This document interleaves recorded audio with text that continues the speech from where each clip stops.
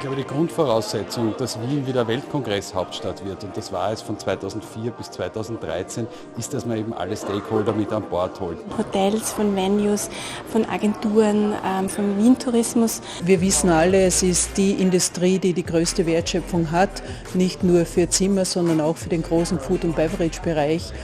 Sensationelle Idee, ich glaube, der richtige Weg, dass man nur gemeinsam die Dinge weiterentwickeln kann. Und gerade auch für die gemeinsame Vermarktung, gemeinsame Ziele dort einzutreten, um die ganze Stadt in all unseren Interessen, auch wirtschaftlich, natürlich nach vorne zu bekommen.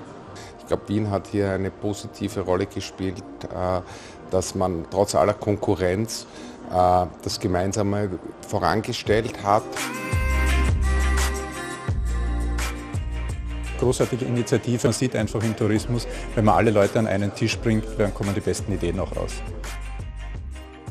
Digitalisierung, Mobilisierung, das heißt für mich logistische Probleme und dann, wie holen wir die neue Generation oder die neuen Generationen an Bord.